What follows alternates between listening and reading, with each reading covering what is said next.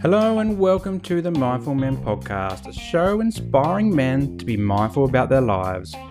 Each week, we'll dive into a range of topics that matter to men and hear from everyday people doing extraordinary things. So if you love the show, please give it a 5-star rating and share it with your mates. Now, before we get into this week's episode, please note that some of the content may trigger you. And if this happens, please reach out to your support networks. It's really important.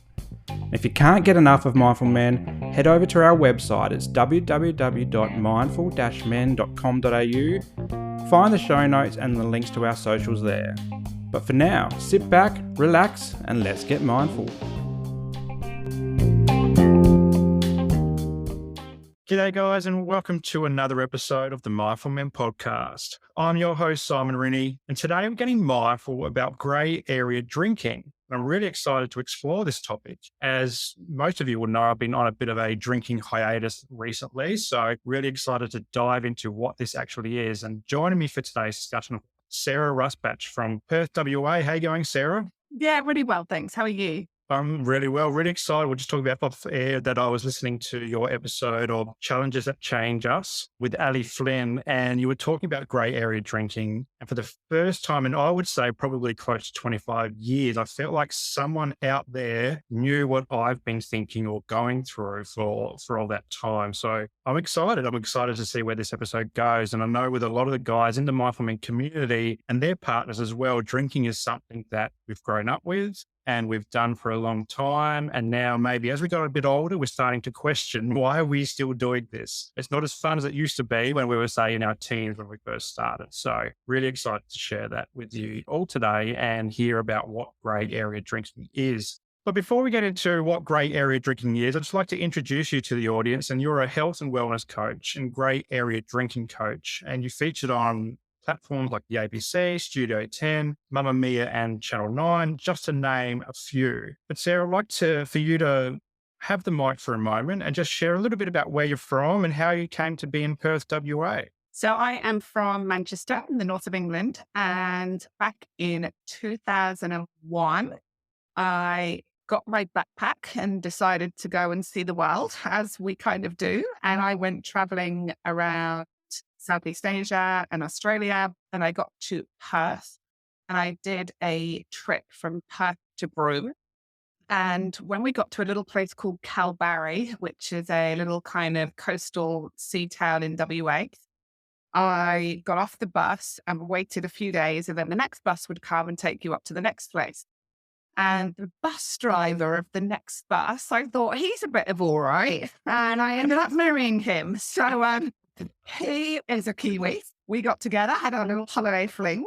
He came back to the UK with me. We lived there for about another 8 years. We got married. We had a baby. And then he went, no, I don't want to stay in London and bring up my kid in this dismal grey weather. And I want our son to have what I had growing up with beach cricket and the outdoor lifestyle and boating and fishing. And I was like, well, that's all very well, but I'm a city girl and I can't go live on a rural farm in New Zealand where people don't change their clothes for about 5 days and wear the same thing every day. And I need to go and be somewhere near a city. But we both agreed that we didn't want another big city like London. So we discarded Sydney and Melbourne. And we went, well, Perth worked for us last time. Let's go to Perth. So we moved here in 2010. In fact, 13 years ago to the day in which we are recording.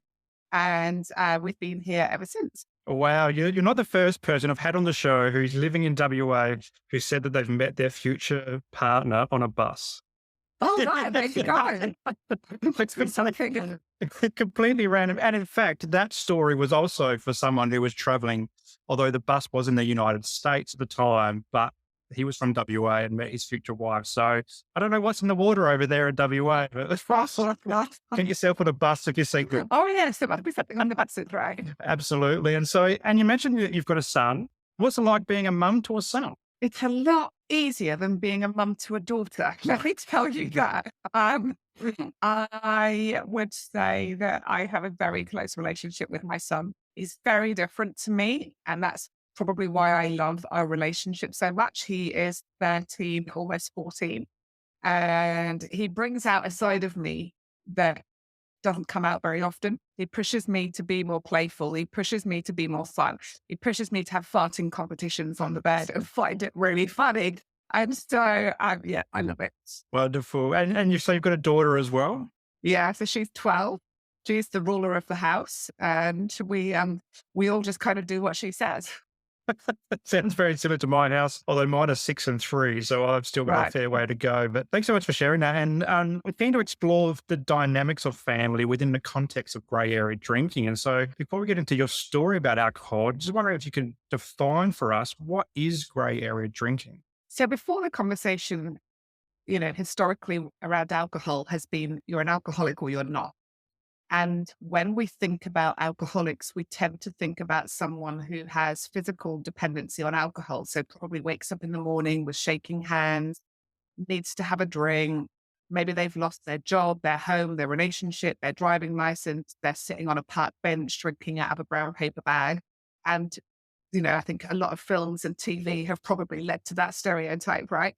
But up until now, we've kind of gone, well, you're an alcoholic. And if you don't describe yourself as an alcoholic, then what are you? You're a social drinker. The problem is that we can be social drinkers and be drinking a hell of a lot more than what is just a normal social drinker. And so gray area drinking talks about that area between every now and then drinking and physical dependent use on alcohol where you drink, every day.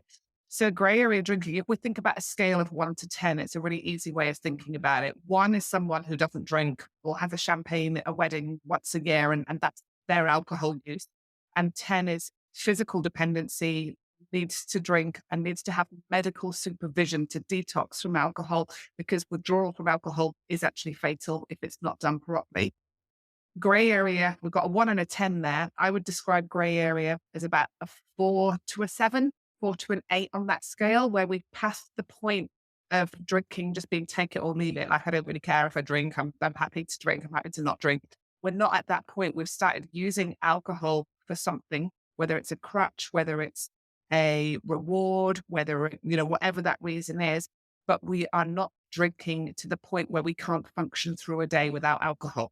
And that's the gray area. Well, I really resonate with that because I've just started to share my story about my relationship with alcohol, which was very young, 14, 15, end of the season of footy. And we went away on a camp, got introduced to alcohol there. The whole, oh, Simon, you're amazing when you're drunk. You're so funny, you're fun, you're extroverted, which was the opposite to what I was like on the football field. And then over the next 25 years became not only a need to drink to be social, but then also a need to drink to feel normal as well. And so that's within the context of living with obsessive compulsive disorder and social anxiety, where my brain goes at such a rate that alcohol would just slow everything down, that depressant factor. And for a few years, I've been still hanging on to those. I'm a fun drunk. It's okay. I'm all good. I'm rewarding myself after a busy day at work or whatever. But as I close into my 40s and social work helped me start to contextualize this a lot, do a lot of critical thinking about the way I'm showing up in the world,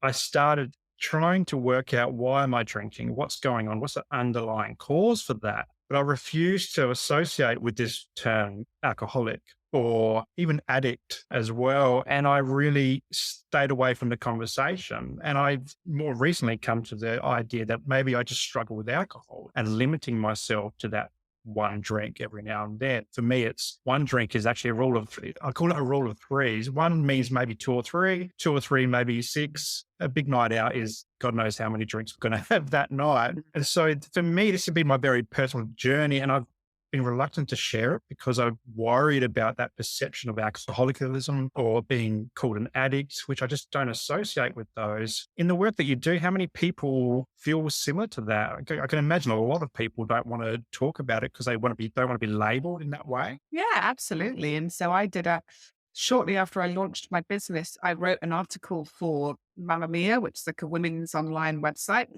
And I talked about gray area drinking. And I talked about the fact that I didn't drink to the point where I called myself an alcoholic, but nor did I drink in a way that was normal, healthy. It was somewhere in the middle. That's the gray area.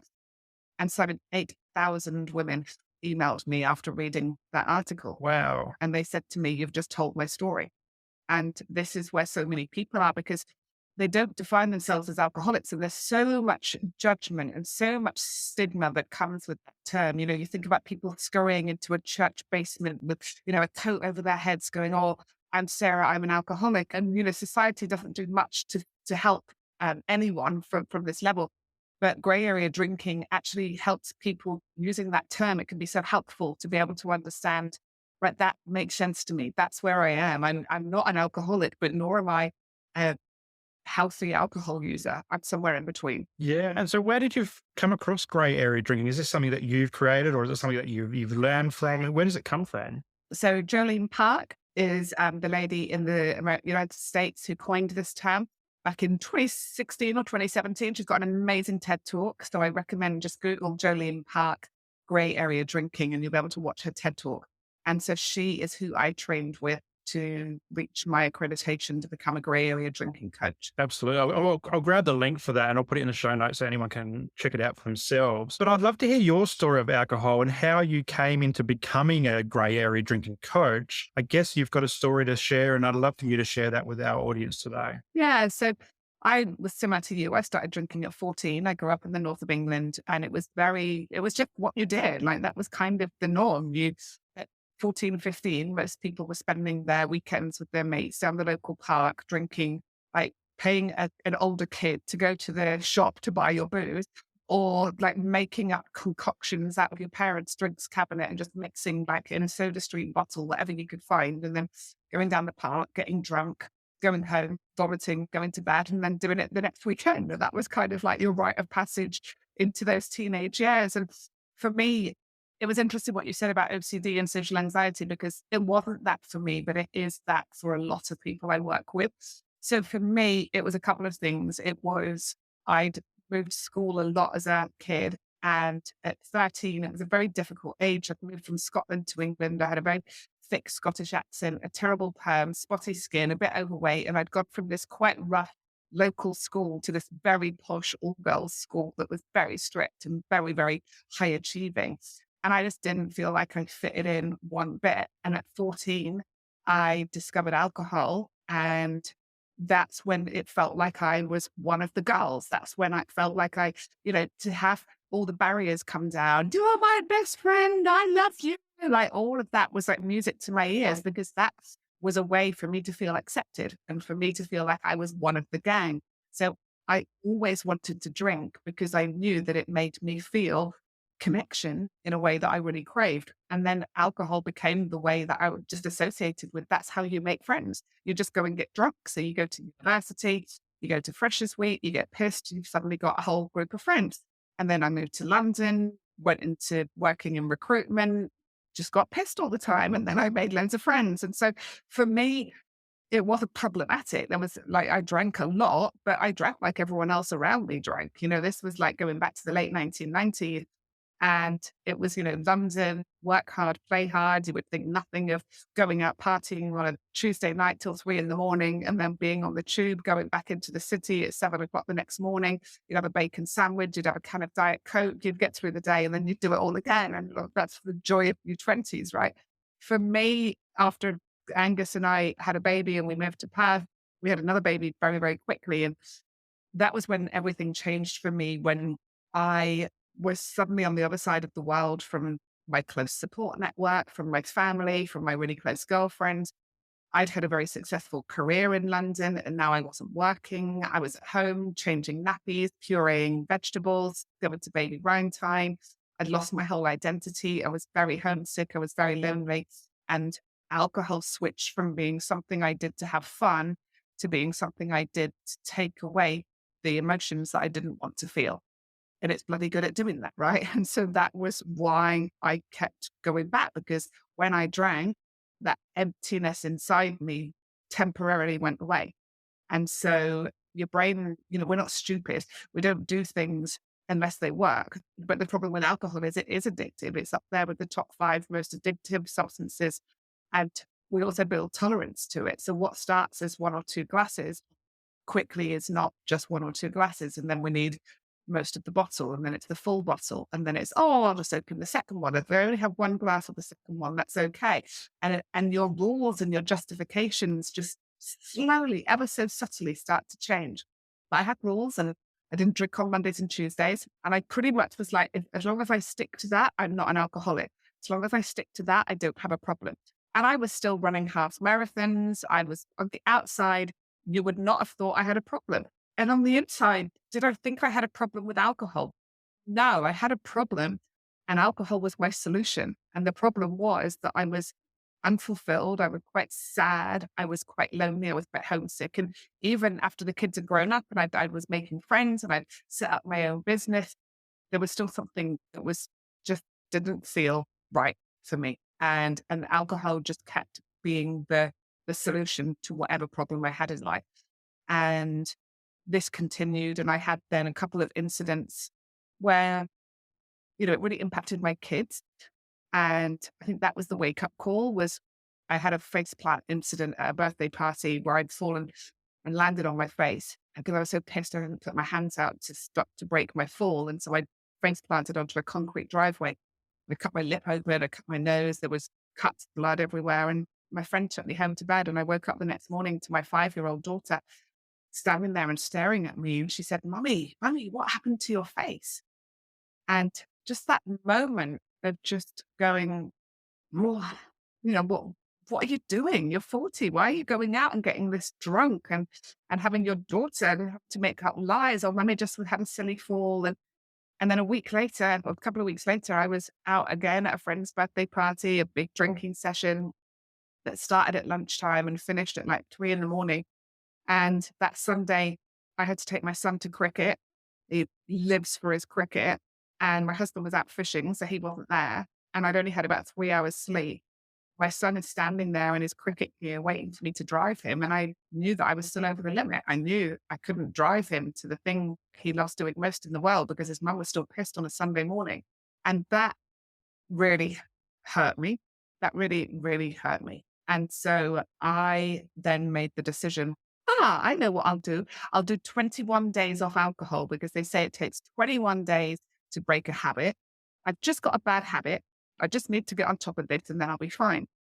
So I did my 21 days and I felt amazing. I just was like, oh my God, like my anxiety has gone. My sleep has improved. I'm waking up feeling positive and happy. And so I kept on going and I got to 100 days. And then I was like, well, I can't never drink again because that would just be weird. And so, but it's fine. I've done 100 days. So now I'll be a normal, moderate drinker because I clearly don't have a problem because if I had a problem, I wouldn't have been able to take 100 days off. So everything's fine. And now I'll just be normal. And so I went back to drinking. And within 3 weeks, I was back to drinking at the same level as before because that's the way it is for most gray area drinkers. And so this continued for 2 years, taking breaks, loving who I was without alcohol, fighting to be able to moderate, thinking that it was my fault, that I had to try harder. I was weak. Other people could just have one or two. What was wrong with me? Why couldn't I do that? And it was like Russian roulette. I never knew on a night out if it was going to be the night that I'd have one or two and be able to go home, or if it'd be a night that I'd have one or two and everything would be off and I'd be shit faced, waking up at 2 in the morning on someone's sofa. And I just never knew which way it would go. And finally, April 2019, I had my last drink and haven't looked back really. Wow, what a story. And so many points I want to unpack with you. I want to go just right back to when you were talking about rules as well. I remember I had this rule for a little while where most weekends I'd sit down and watch the football with a 6-pack of beer, which turned probably into 2 6-packs of beer. And I had this thing in my head that if I put the empty straight in a recycling bin as opposed to just next to the kitchen where I would normally put my beers, then I would feel to me like I haven't drunk as much. And it also had this thing like, well, maybe my wife won't also see how much I drank the night before. And you mentioned that you wouldn't drink on Mondays and Tuesdays. What other rules did you put in place and where do these rules come from? Yeah, I mean, I think that this is the sign that you're a gray area drinker because people who don't have a problem with alcohol don't need to make rules around their drinking, right? They just have a drink if they fancy it and they don't have a drink otherwise. I had very convoluted rules. I don't drink on a Monday and Tuesday. I don't drink before 5 o'clock. I don't drink white wine on an empty stomach. I don't drink at lunchtime unless it's out with girlfriends. I don't get really drunk 2 nights in a row, but I always broke my rules. Apart from the Monday and Tuesday, it was only towards the end that I started breaking the Monday and Tuesday rule, but that was the last to go. The others I was breaking quite continuously because I would always find a reason to justify it. And so the chatter and talk in my head was constant. It was always said, I wasn't going to drink tonight, but I could just have one. And if I drink tonight, I won't drink tomorrow. So maybe I could have tomorrow's drink now. And then I could have 2 or 3 tonight. I don't have to get up too early in the morning. Because if I go to the gym today, I don't have to go to the gym tomorrow. Then I can have a bit of a lie-in. So then I'll get over my hangover and blah, blah, blah, blah, blah. And this constant chatter in my head that was justifying my drinking, thinking about drinking or getting over drinking. And I thought everyone was like that. And then when I realized that most people are not like that, and they're just like, well, I just have a drink if I fancy it and I don't otherwise. Whereas to me, like if I was going on a night out and my husband said to me, for any reason, I had to be a driver that night, I would be like, absolutely not. I am not going if I've got to drive. Like to me, it was, there's no point socializing, going to an event if I couldn't drink. Yeah, I really resonate with that as well because whenever I'd get in the car, I'd say to my wife, "Are you driving tonight?" And she's like, "Yeah," because she's not much of a drinker. Whereas I'm a big drinker. I'm the guy that, or I was the guy, should I say, who would be around the dinner table and before anyone's finished theirs, or anyone's halfway through theirs, I'd finish off my whole pint of beer. We're back at the bar getting more or ordering more. But we justify these things in our head and we come up with all these convoluted rules, which when you say them out loud are quite silly as well. Like I use a bit of humor and they are quite silly, but we internally, we think, no, this is how I'm going to get through. This is how I'm going to mask it. And so that nobody knows. And I'm curious about your relationship with your partner and the drinking as well. Like, did he ever say too much? Was he joining in the amount of drinking that you were doing too? So we were both very big drinkers. And I think we had an unspoken rule, which was you never criticize the other person's drinking because we'd both been there. He would have nights where he would go too far and he would just know that I would never call him on it because if I did, then that meant that he would be able to call me on it. And I didn't want him to do that to me. So it was just like we had this unspoken rule. But, you know, one of the things that we had to work on so much in sobriety was alcohol had been our ritual of connection. So he would come home from work and I would hear his truck pulling into the driveway. That meant I would go and get my wine out of the fridge. He would go and come straight in, get beers, and we'd go and sit outside in the garden, decompress after the day, chat. How was your day? Both while drinking.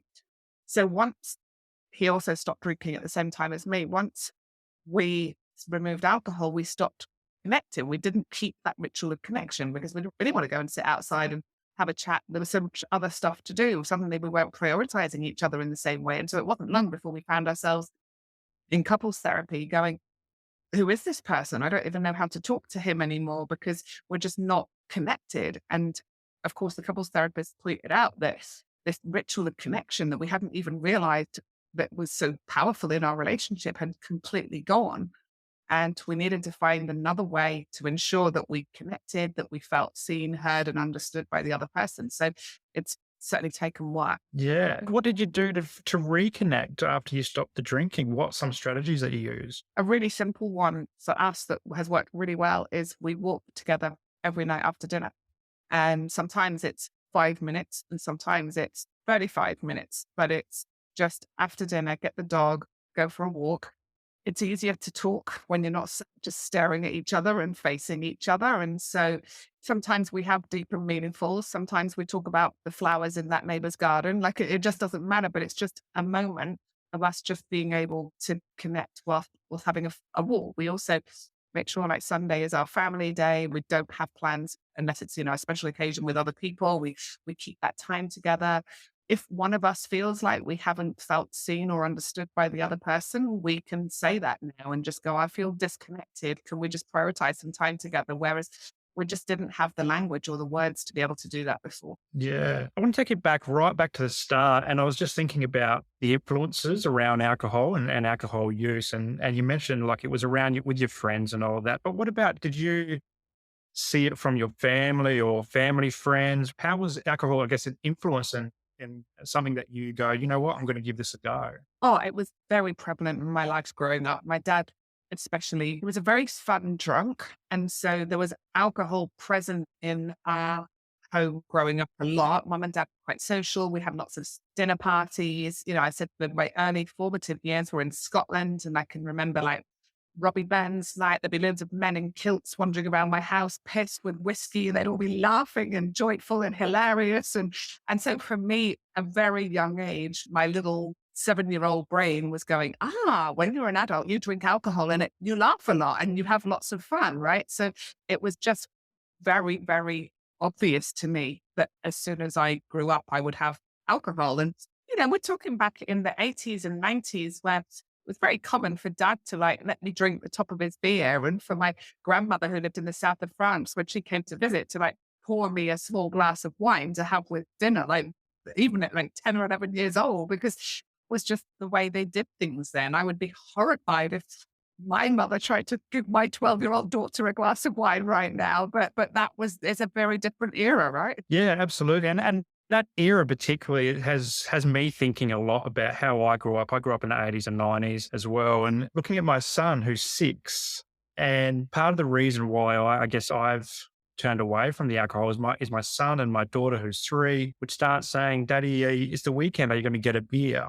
And I remember back in the 80s and 90s, and my friends' dads would tell their sons, "Oh, you go grab a beer out of the fridge and you can have the top off of it as well." And my dad never really let me do that. He wasn't a drinker. But fast forward to now, me as a parent in 2023, I was very much like, no way do I want my kids associating me, the dad, as this guy that just drinks on the weekend. And it really scared me as hearing those words come out of their mouths. And even when we were in the car and had a big night out, and they'd say, "Why isn't daddy driving? Because daddy always drives." And mummy would say, "Well, because he's had too much to drink, and you're not allowed to drive when you've had too much to drink." And these conversations just never really sat all that well with me. And I was also thinking about your 2 stories with your daughter and your son, and your son's standing there in the cricket gear, and your daughter's looking at you and saying, "What happened to your face?" and all that. That must have cut really deep for you. It did. And, I've done a lot of research in my study and my training, and there is so much evidence now that shows that if you grow up with a parent with alcohol use disorder, it's like you're 7 times more likely to have alcohol use disorder yourself, because monkey see, monkey do, right? I can really clearly remember as a young teenager, my mum and dad having a big argument, and my dad storming to the drinks cabinet and pouring himself a whiskey. And then fast forward a few years, first big argument that I had with my boyfriend, I just went straight to the drinks cabinet and poured myself a whiskey, because, we've got to remember that the subliminal messaging of what our kids pick up, they are watching us all the time. And something that I am so proud of now, the other day I was having a very stressful day and my daughter could see it. And I was on a Zoom call and I said to her, "Oh, I've got my last Zoom. It was 7 o'clock at night. I was going on to my Zoom. I said, it's my last one of the evening. And then I just need some quiet time." And as soon as my Zoom finished, she opened the door and she went, Mummy, come with me." And she took me into the bathroom. She'd run me a bath. She'd lit loads of candles. She'd put my favorite like music on the radio and the stereo. And I was just like, wow, like a few years ago, she probably would have gone and got me a bottle of wine, right? And given me that when I came out of my office. Whereas I'm teaching her self-care. I'm teaching her now, this is how you can unwind after a stressful day. It doesn't have to be drinking alcohol. Yeah, and they pick it up really quickly. So I've noticed since, August was my time, so 20th of August, day after my 40th. And since then, since I haven't been drinking and they haven't seen me with any beer in my hand or anything like that, the kids haven't said one thing about me and drinking, which is I'm really proud of. And they're talking about alternatives. So I'm into the ceremonial cacao at the moment, which is just lighting me up. And, I spent AFL Grand Final, which is for the last 20 odd years has been the day I get the drunkest out of the whole year. And I spent it sober this year with that ceremonial cacao just at halftime. And that was all I needed with water. And I've been really proud of the kids not saying it and talking about it, which makes me think that they're moving past it as well, which is really cool. Yeah. And the ages that your kids are as well means that if you were to stay alcohol free, they probably would never remember a time of you drinking. Absolutely. And that's what I'm striving for, is this better sense of wellness. And, since I've stopped drinking, a little bit less anxiety. I still get a lot of anxiety, but a little bit less stress, able to think a bit more clearer as well. But one of the things that kind of didn't encourage me to stop drinking was this pressure that we often have around our social circles to drink. If you're taking a period of time of sobriety and then going out and you're saying, I'm not drinking, their friends would often say, what's wrong? Why aren't you drinking? Or just have one. It's okay. You can just have one. And that pressure that comes with that. I'm wondering if you've experienced that as well over your journey and trying to go sober for a while and having pressure from outside as well. Yeah, there is. There's just expectation and pressure because alcohol's the only drug we have to justify not taking. You say to someone, you've stopped smoking, and they'll say, oh, well done, good on you. And you say to someone, you stopped drinking, and quite often, oh, don't be so boring, just have one. You only live once, like all of these things. And so I find that the majority of people that have a comment about you not drinking are usually the people that have a problem with alcohol themselves. Like the people that don't have a problem with alcohol just don't care whether you drink or not. And so, but the thing about gray area drinkers is that they tend to surround themselves with other gray area drinkers because then you don't feel as bad when you're the one drinking so much. You like to be around people that are drinking at the same level as you. It made me very uncomfortable to be around someone that didn't drink that much. And so you tend to gravitate towards other heavy drinkers so that your drinking is normalized and then you don't feel like you need to be concerned about it. So in some ways, that was quite a wake up call for me. And I definitely have found that some friendships have changed. Some friendships have ended. But with that ending, so many new friendships have also come in of people who are on the sober path as well. And the sober community is so warm and welcoming and so honest and so real. And I feel like when people remove alcohol and they go on this journey of doing more work on themselves, wanting to improve themselves, you're kind of just not interested in the shallow conversations anymore. You tend to find that you're drawn to people that have got a story, that are more interesting, that are going to go deeper, that are going to talk about emotions. And that then creates more real, authentic connection in a different way to just getting pissed with someone all the time. Yeah. Did you find it hard to change your social circles? Because I'm often saying in my one-to-one therapy that I do with guys, we're talking about things like addiction or, toxic relationships and so forth as well. Like we're often talking about redesigning our social circles to bring in people that lift us up as opposed to hold us down. How did you go with evolving your social circles to be ones that pick you up as opposed to keep you, pointing towards the beer or the drink, should I say? And that's the most important thing to remember is that it's something that evolves. It's not, if you don't just change overnight. Like at the start, I was going to all the same things, but not drinking. And sometimes that was okay. And sometimes that was really hard. And I felt very clunky and very uncomfortable. And then I started to realize, well, who were the people that I felt okay with, regardless of whether I was drinking? And who were the people that I just felt really clunky and awkward with when I wasn't drinking? Because that started to give me clues as to who were going to be the people.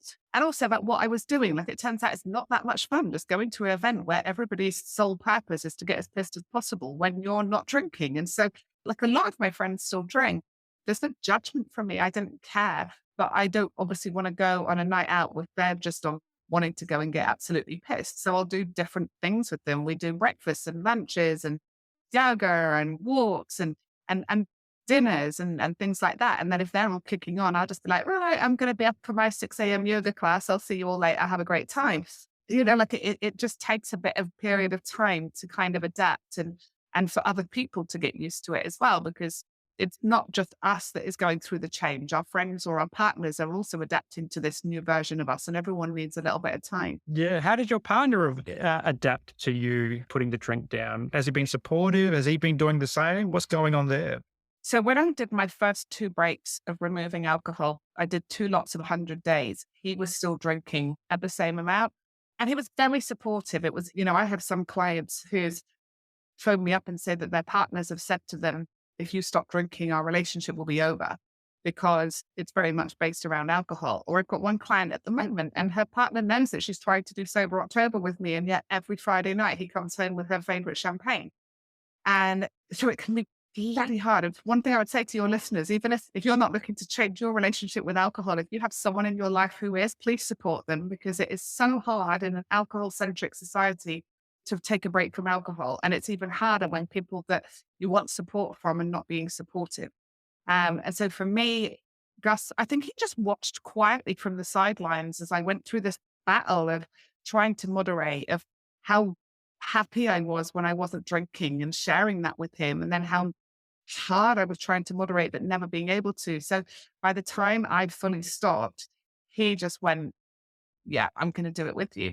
And so we both stopped in the April 2019. And then we kind of had to go on this like journey together of reestablishing some new boundaries in our relationship and some new forms of connection. Yeah. I'm interested, like, did you replace alcohol with something else that mimicked alcohol? You see things, a lot of mocktails, there's zero alcohol beer on the shelves now. You can get it at Coles and Woolies. I'm of the view where if you, that's just too much of a temptation for me at the moment. And so I'm just steering well clear of anything that even looks like alcohol. What did you do in terms of replacing the alcohol with something different?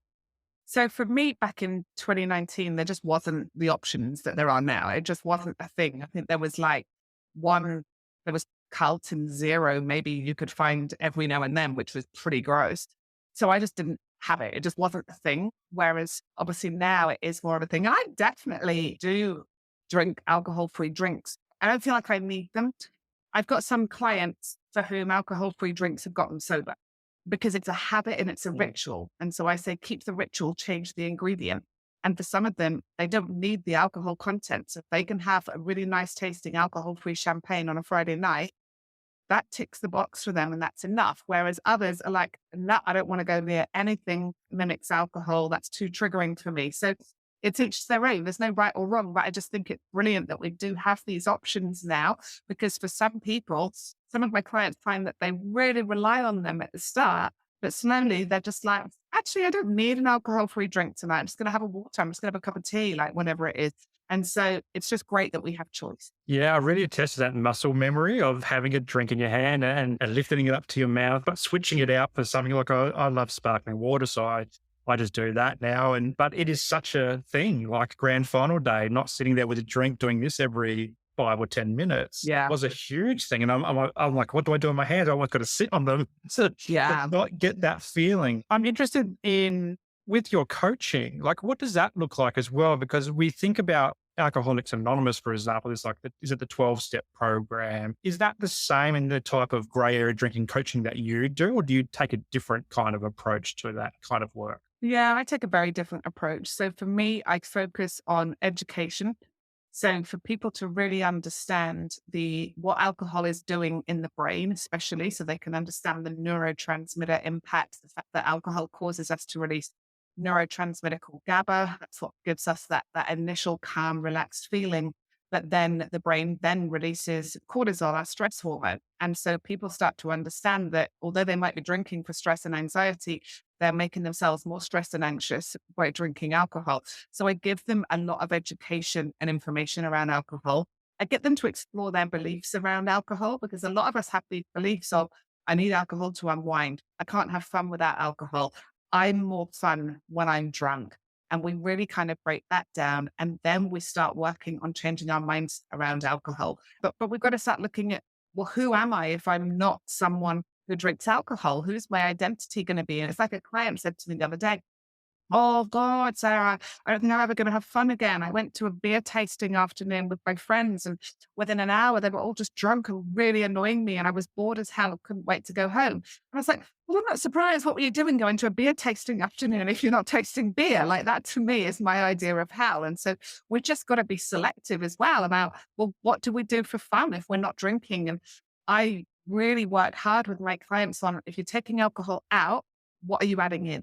That we've got to be adding in. And we've got to be looking after our physical health. Like exercise releases endorphins, it releases dopamine, it releases serotonin. So it's really going to help us. Are we getting enough sunlight? Are we eating well? What do we do for fun? What do we do that interests us? What do we do to manage our stress? And I help people develop strategies and toolboxes around that so that the actual need for alcohol becomes less. I can imagine that the identity part would be so difficult for so many like myself. Alcohol has been part of the identity. It's what we've done. And in fact, part of the reason I gave up drinking after my 40s was I was gifted all these different beers. It was 4 packs of beer, 6 pack of beers. There was a carton of beer. And I said to my wife, it's my 40th. Like, this is a big birthday celebration. Or I looked at it as a big thing. Why is everyone only giving me beer? And they said, well, that's because that's how they identified as someone who just loves beer. And that, I hated that. That was one of the worst feelings to think that. So I imagine the work you do with all your clients on rediscovering a new identity, that must be really challenging for a lot of people. It's challenging, but it's incredible because, you talked before about, the feedback I would get was I was so fun when I was drunk, but that's not who you really are. Alcohol is changing you and your personality. So let's actually discover who you are at that deep soul authentic level of what you like doing for fun, what lights Simon up. Maybe you don't like big group functions and you're better one-on-one. Maybe you like getting up at 5 a.m. and starting the day with a sunrise beach walk with your dog. Like it's going on this journey of experimentation, of starting to discover, well, what do I love when I'm not pissed or hungover half the time? Absolutely. And it's just fortunate that I live in Queensland because the sun comes up at 4:30 at the moment. Yeah, same with us. Yeah. Sarah, if people are interested in working with you or finding more about you, where can they best find you? Yeah. So I have a website called rusbatch.com, and I have a 30-day program that is a really comprehensive program full of daily videos from me, but also lots of resources, tools, podcasts, books, blogs, just TED Talks, just lots of stuff to get started. And I say to everyone, it doesn't have to be forever. But most people in the Western world will never take a long enough break from alcohol to actually know who they are and what their true potential is in this life. Because all I know for sure is that you can't reach your full potential if you're pissed or hungover most of the time. It takes 72 hours for alcohol to leave the system. And after one binge drinking session, it takes 4 days for us to be able to fully operate complex memory tasks and things like that. And so let's just take a break and just start to notice what shifts, what changes. Do I sleep better? Does my anxiety lessen? Do I feel more proud of the dad, of the mom, of the wife, of the husband that I am? When I have clarity and I start thinking about my future, what do I want for myself? Am I living my life in a way that I would be proud of if I was, on 90-year-old self? Would they be proud of how I'm living my life right now? And we can't do any of that when we're just stuck in the thick of drinking, existing, doing life, getting pissed, dealing with the hangovers, going to work, and not much else. And I feel that when we get that break from alcohol, it allows us to really consider some of these bigger questions. Yeah, lovely. Well said as well. And I have been to your website and there's an amazing resources everywhere for you to dive into some of these topics as well and just get a sense of who you are as well as a coach. It's really important to see that. And what I really value from your story is your lived experience. And I place a huge amount of value on the lived experiences of the people that we work with to help us overcome adversity. So hats off to you for sharing your story. And again, thank you for coming on the show today to share that story too. Thank you. No, it's important to me. It's important work because we live in a world where alcohol is sold and promoted everywhere we turn as something that is a reward, something that adds to our life. And in actual fact, we need to just start to be really clear with, alcohol is a class 1 carcinogen. It causes 7 types of cancer. There are health risks concerned with alcohol, and we seem to just brush them under the carpet and not talk about them. Whereas I just hope that my small voice in this big world goes some way to going, actually, life without booze is not that bad. It's pretty bloody good, in fact, and just to get people thinking another way. And I can attest to that as well. Without alcohol at the moment, for me, I'm feeling much better. So I'm grateful to be on this journey too. But Sarah, one last question before I let you go is I always ask all my guests to plug something that makes them feel good. So often we talk about some pretty heavy topics on the show. And so this is your moment to share something that you're reading or watching or listening to, or a self-care activity that lights you up, and maybe one of our audience members could try that out for themselves and light themselves up too. Cold water therapy, ice baths, cold showers. It causes a dopamine hit for 6 hours after we do it. So I have a rule now. I never, ever have a shower without turning it to cold for 30 seconds at the end. And I'm doing ice baths pretty regularly now. And what it does to my brain, to my well-being, to resilience, to how I manage stress, everything like that. So that's my little tip. Well, I've tried the cold shower, but I laughed literally 1 second. Yeah. Yeah. But Sarah, thanks so much for coming on. Thanks for sharing that plug as well. Really have enjoyed our conversation, and I look forward to watching you continue this sober journey, and I'll be doing my best to do the same as well. Thanks for having me.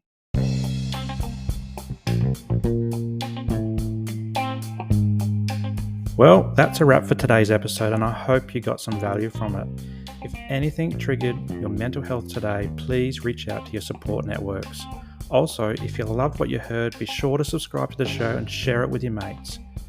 For more from Mindful Men, you can check us out on Instagram and YouTube, and I'll throw the links to these pages in the show notes below. But until next time, stay mindful.